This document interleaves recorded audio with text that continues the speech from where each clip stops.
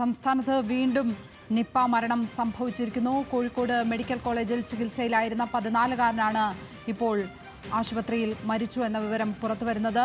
പാണ്ടിക്കാട് ചെമ്പ്രശ്ശേരി സ്വദേശിയാണ് ഈ കുട്ടിയുടെ കുടുംബാംഗങ്ങളടക്കം എല്ലാവരും ഇപ്പോൾ നിരീക്ഷണത്തിലാണ്. ആരോഗ്യവകുപ്പ് സമ്പർക്ക പട്ടിക തയ്യാറാക്കിയിട്ടുണ്ട്. അതിൽ ഹൈറിസ്ക് സമ്പർക്ക പട്ടികയിലുള്ളവരുടെ സാമ്പിളുകൾ പരിശോധനയ്ക്ക് അയക്കും എന്നും ആരോഗ്യമന്ത്രി പറഞ്ഞിരുന്നു. ഇപ്പോൾ നിപ്പ മരണം സ്ഥിരീകരിച്ചിരിക്കുന്നു. സംസ്ഥാനത്ത് മലപ്പുറം പാണ്ടിക്കാട് സ്വദേശിയായ 15 വയസ്സുകാരൻ കോഴിക്കോട് മെഡിക്കൽ കോളേജിലാണ് മരണമടഞ്ഞിരിക്കുന്നത്.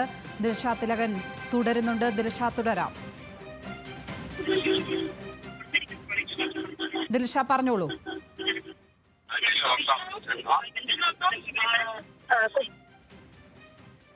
തന്നെയായിരുന്നു. പക്ഷേ സംസ്ഥാനം ഏറെ പ്രതീക്ഷ വെച്ചിട്ടുണ്ടായിരുന്നു. വലിയ രീതിയിലുള്ള സജ്ജീകരണങ്ങൾ, മുന്നൊരുക്കങ്ങളെല്ലാം തന്നെ ചെയ്തിരുന്നു. അതിനിടയ്ക്കാണ് ഇത്തരത്തിലൊരു ദുഃഖകരമായ വാർത്ത പുറത്തു വരുന്നത്. ഈ ആന്റിബോഡി അടക്കം അല്പസമയം മാത്രമേ ആന്റിബോഡി അടക്കം കോഴിക്കോട് മെഡിക്കൽ കോളേജ് ആശുപത്രിയിൽ എത്താൻ ഉണ്ടായിരുന്നുള്ള മോണോക്ലോണൽ ആന്റിബോഡി അല്പസമയത്തിനകം എത്തിക്കുമെന്നാണ് ആരോഗ്യവകുപ്പും ആരോഗ്യമന്ത്രി അടക്കം പറഞ്ഞിട്ടുള്ളത്. എന്നാൽ അതിനു മുമ്പാണ് ഇത്തരത്തിലൊരു സങ്കടകരമായ വാർത്ത. രോഗാവസ്ഥ ഗുരുതരമായതിനെ തുടർന്ന് കുട്ടി ചികിത്സയിലായിരുന്നു. ഈ ഒരു നിപ്പ പ്രോട്ടോകോൾ പാലിച്ചായിരിക്കും നിലവിൽ കുട്ടിയുടെ സംസ്കാരം നടത്തുക. ആരോഗ്യമന്ത്രി വീണ ജോർജ് അല്പസമയത്തിനകം മാധ്യമങ്ങളെ കാണുമെന്നാണ് അറിയാൻ സാധിക്കുന്നത്. വലിയ രീതിയിലുള്ള ഒരു മുന്നൊരുക്കങ്ങളും എല്ലാം തന്നെ ഒരുക്കിയിട്ടുണ്ടായിരുന്നെങ്കിലും ഈ 2 ദിവസമായി കുട്ടി അതീവ ഗുരുതരാവസ്ഥയിൽ തന്നെ തുടരുകയായിരുന്നു.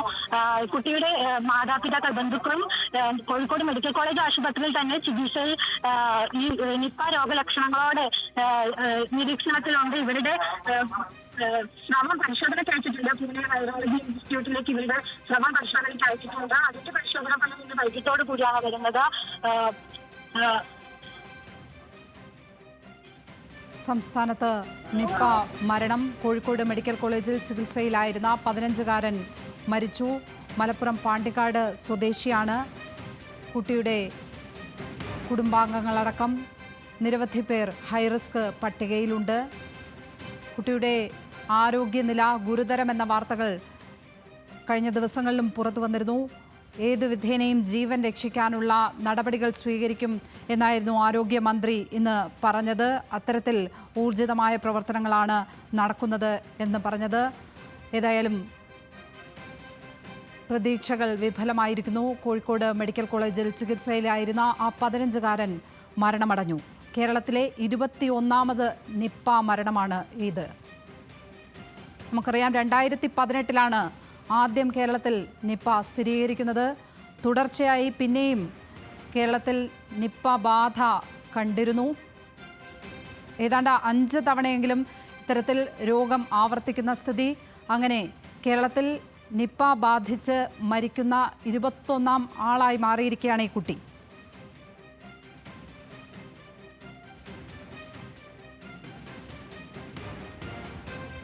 കോഴിക്കോട് മെഡിക്കൽ കോളേജിൽ ചികിത്സയിലായിരുന്ന 14-കാരൻ മരണമടഞ്ഞു എന്ന വാർത്തയാണിപ്പോൾ പുറത്തുവരുന്നത്. നിപ്പ പ്രതിരോധ പ്രവർത്തനങ്ങൾ, നിപ്പ നിയന്ത്രിക്കുന്നതിനുള്ള പ്രവർത്തനങ്ങൾ മലപ്പുറം ജില്ലയിൽ പുരോഗമിക്കുകയാണ്.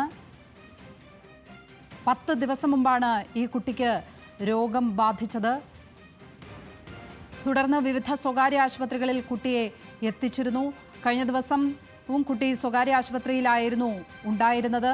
പക്ഷേ അവിടെ നിന്നും കൂടുതൽ ചികിത്സകൾക്കായാണ്, തുടർ ചികിത്സകൾക്കായാണ് കോഴിക്കോട് മെഡിക്കൽ കോളേജ് ആശുപത്രിയിൽ എത്തിച്ചത്. പക്ഷേ മരണം സംഭവിക്കുകയായിരുന്നു. 6 വർഷത്തിനിടെ, കഴിഞ്ഞ 6 വർഷത്തിനിടെ ഈ കുട്ടിയെയും കൂട്ടി ഇപ്പോൾ കേരളത്തിൽ സംഭവിക്കാവുന്ന 21ാമത് മരണമാണ്. 6 വർഷത്തിനിടെ 21 പേർ കേരളത്തിൽ നിപ്പ ബാധിച്ച് മരിച്ചിരിക്കുകയാണ്. ദിൽഷ തിലകൻ ചേരുന്നു വിവരങ്ങളുമായി. ദിൽഷ, ആരോഗ്യ വകുപ്പിന്റെ സ്ഥിരീകരണം എപ്പോൾ ഉണ്ടാകും? ആരോഗ്യമന്ത്രി എപ്പോഴായിരിക്കും മാധ്യമങ്ങളെ കാണുക?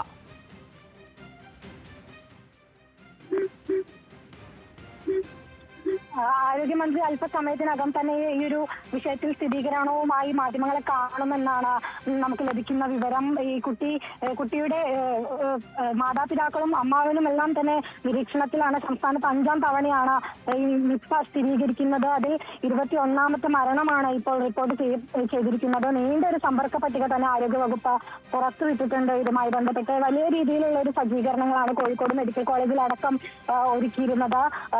ഈ രോഗലക്ഷണങ്ങളോട് കൂടി എത്തുന്നവരെ ചികിത്സിക്കാനായി പ്രത്യേക സജ്ജീകരണങ്ങൾ, അതീവ ഗുരുതരാവസ്ഥയിൽ ഉള്ളവർക്ക് വേണ്ടിയിട്ട് പ്രത്യേകമായ സജ്ജീകരണങ്ങളെല്ലാം തന്നെ ഉണ്ടായിരുന്നു.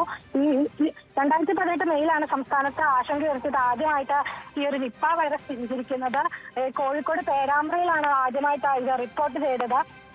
ഈ രോഗം സ്ഥിരീകരിച്ച് ഈ ഒരു ആന്റിബോഡി അല്പസമയത്തിനകം തന്നെ എത്തുമെന്ന് ആരോഗ്യവകുപ്പ് അറിയിക്കുന്നുണ്ടായിരുന്നു. ഈ രോഗം സ്ഥിരീകരിച്ച് 24 മണിക്കൂറിനുള്ളിൽ തന്നെ ഈ ആന്റിബോഡി രോഗിക്ക് നൽകണം എന്നുള്ളതാണ് ഡോക്ടർമാരടക്കം പറഞ്ഞു വെക്കുന്ന ഒരു കാര്യം. ഈ സമ്പർക്ക പട്ടികയിലുള്ള ഹൈ റിസ്കിലുള്ളവരുടെ എണ്ണത്തിന് സങ്കടം ഉള്ള, വിഷമമുള്ള, നിർഭാഗ്യകരമായിട്ടുള്ള ഒരു കാര്യമാണ്. അപ്പോൾ 11:30 മരണം സ്ഥിരീകരിച്ചിട്ടുണ്ട്. മാഡം, ഇനി മറ്റ് സംസ്കാര ചടങ്ങുകളും ഒക്കെ പ്രോട്ടോകോൾ അനുസരിച്ചായിരിക്കോ അതോ ഇങ്ങോട്ടേക്ക് കൊണ്ടുവരുമോ? എങ്ങനെ? അതെല്ലാം തീർച്ചയായിട്ടും പ്രോട്ടോകോൾ ഓൾറെഡി നേരത്തെ തന്നെ ഉണ്ട്. ആ പ്രോട്ടോകോൾ അനുസരിച്ചിട്ടുള്ള നടപടിക്രമങ്ങളാണ് സ്വീകരിക്കുക. അതിൽ രാജ്യാന്തര തലത്തിൽ തന്നെയുള്ളൊരു പ്രോട്ടോകോളാണ് അതിലുള്ളത്. ആ പ്രോട്ടോകോൾ അനുസരിച്ചിട്ടുള്ള നടപടിക്രമങ്ങളാണ് സ്വീകരിക്കുക. ജില്ലയിലേക്ക് കൊണ്ടുവരുമോ അതോ എല്ലാം വീട്ടുകാരുമായിട്ട് കൂടി അവരുടെ അച്ഛനും അമ്മ, അതുപോലെ അച്ഛൻ്റെ സഹോദരൻ, ഇവർ കുടുംബാംഗങ്ങളുമായിട്ട് ആലോചിച്ചതിന് ശേഷം ജില്ലാ കളക്ടർ അവരുമായിട്ട് ആശയവിനിമയം നടത്തി അവരുടെ കൂടി എന്താണ് അവരുടെ താല്പര്യം കൂടി അറിഞ്ഞിട്ട് ആയിരിക്കും ചെയ്യുക. സംസ്കാര ചടങ്ങുകൾ ഈ പറഞ്ഞതുപോലെ ശാസ്ത്രീയമായ പ്രോട്ടോകോൾ അനുസരിച്ച് തന്നെ ചെയ്യും. കോഴിക്കോട് മെഡിക്കൽ കോളേജിൽ തന്നെയാണുള്ളത്. അച്ഛനും അച്ഛൻ്റെ സഹോദരനും ഉൾപ്പെടെയുള്ളവർ കോഴിക്കോട് മെഡിക്കൽ കോളേജിൽ ഉണ്ട്. ബാക്കി ഏറ്റവും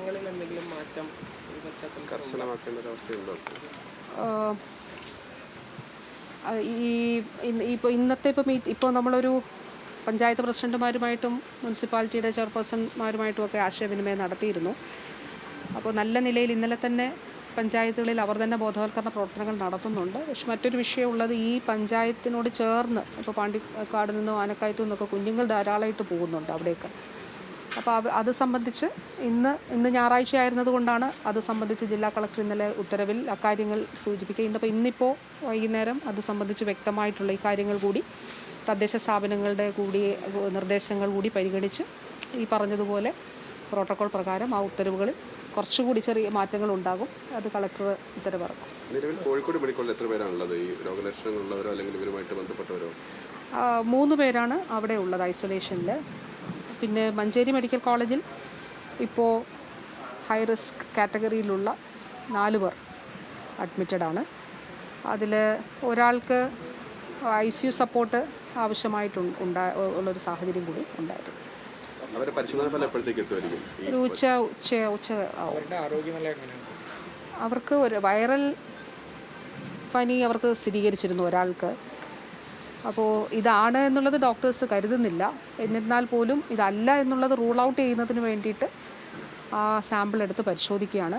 പ്രത്യേകിച്ച് ഈ ഘട്ടത്തിൽ നമ്മുടെ ഈ കോണ്ടാക്ട് ലിസ്റ്റിലുള്ളവർ ഭയക്കേണ്ടതില്ല, ഭയപ്പെടരുത്. ഏതെങ്കിലും തരത്തിൽ, കാരണം നമുക്ക് സിംറ്റംസ് ഉള്ളവർ തന്നെ ഇല്ല എന്നുള്ളത് വളരെ കുറവാണെന്നുള്ളത് നല്ലൊരു കാര്യമാണ്. കാരണം ലാസ്റ്റ് കോണ്ടാക്റ്റിന് ശേഷം ഇത്രയും ദിവസങ്ങൾ എടുത്തല്ലോ. അപ്പോൾ സ്കൂളിൽ തന്നെ 11-ാം തീയതിയാണ് ഈ മോൻ പോയിട്ടുള്ളത്. അപ്പോൾ അതിന് ശേഷം ഇത്രയും ദിവസങ്ങളായിട്ടുണ്ട്.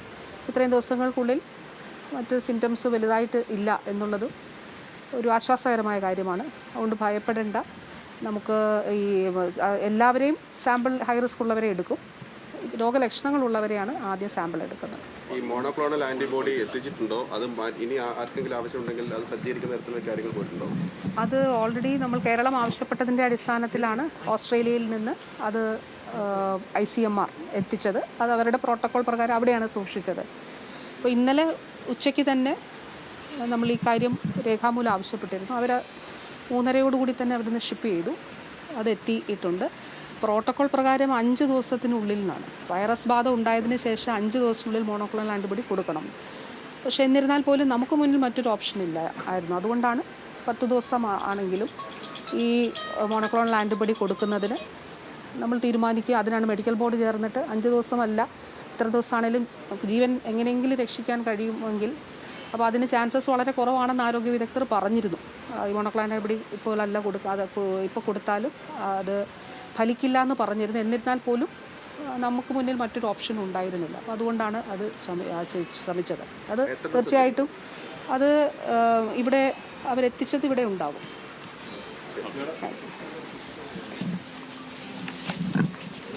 ആരോഗ്യമന്ത്രി വീണ ജോർജ് ഇപ്പോൾ ആ മരണം സ്ഥിരീകരിച്ചിരിക്കുകയാണ്. രാവിലെ 10:50 ഹൃദയസ്തംഭനം കാരണമാണ് കുട്ടി മരണമടഞ്ഞിരിക്കുന്നത്. നിപ്പ ബാധിതനായി ചികിത്സയിലിരുന്ന കുട്ടി ഹൃദയസ്തംഭനം മൂലം മരണമടഞ്ഞു. രക്ഷപ്പെടുത്താൻ പരമാവധി ശ്രമങ്ങൾ നടത്തി. പക്ഷേ 11:30 മരണം ആരോഗ്യവകുപ്പ് അധികൃതർ സ്ഥിരീകരിക്കുന്നു. രാജ്യാന്തര പ്രോട്ടോകോൾ പാലിച്ചായിരിക്കും സംസ്കാരം നടത്തുക. കുടുംബാംഗങ്ങളുമായി ആലോചിച്ച് 2 പഞ്ചായത്തുകളിൽ നിയന്ത്രണം ശക്തമാക്കുന്നത് സംബന്ധിച്ച് വൈകിട്ടോടെ തീരുമാനം ഉണ്ടാകും എന്നും ആരോഗ്യമന്ത്രി പറഞ്ഞു. കുട്ടിയുടെ ആരോഗ്യാവസ്ഥ ഗുരുതരമായിരുന്നു. അതുകൊണ്ട് തന്നെ തുടർ ചികിത്സകൾക്കായാണ് കുട്ടിയെ കൂടുതൽ മെച്ചപ്പെട്ട ചികിത്സകൾക്കായി കോഴിക്കോട് മെഡിക്കൽ കോളേജ് ആശുപത്രിയിൽ പ്രവേശിപ്പിച്ചു. പക്ഷേ കുട്ടിയുടെ ജീവൻ രക്ഷിക്കാനായില്ല. കുട്ടിയുടെ കുടുംബാംഗങ്ങൾ, അച്ഛനും അമ്മയുമെല്ലാം നിരീക്ഷണത്തിലാണ് ഇപ്പോൾ ഉള്ളത്. കുട്ടിയുടെ സമ്പർക്ക പട്ടിക തയ്യാറാക്കിയിട്ടുണ്ട്. അതിൽ ഹൈ റിസ്ക് പട്ടികയിൽ ഉള്ളവരുടെ സാമ്പിളുകൾ പരിശോധനയ്ക്കയക്കും. ഈ സമ്പർക്ക പട്ടികയിൽ 2 പേർക്ക് വൈറൽ ഫീവർ സ്ഥിരീകരിച്ചിട്ടുണ്ടായിരുന്നു. അവരുടെയും സാമ്പിളുകൾ പരിശോധനയ്ക്കയക്കും. ഇങ്ങനെ നിപ്പ നിയന്ത്രണ പ്രവർത്തനങ്ങൾ കാര്യക്ഷമമായി തന്നെ നടക്കുന്നതിനിടെ ഇപ്പോൾ മലപ്പുറത്ത് നിന്നും നിപ്പ മരണം സ്ഥിരീകരിക്കുകയാണ്. കോഴിക്കോട് ചികിത്സയിലുണ്ടായിരുന്ന മലപ്പുറംകാരൻ മരണമടഞ്ഞു എന്നുള്ള വാർത്തയാണ് പുറത്തുവരുന്നത്. ആരോഗ്യവകുപ്പ് ആ വാർത്ത സ്ഥിരീകരിച്ചിരിക്കുന്നു.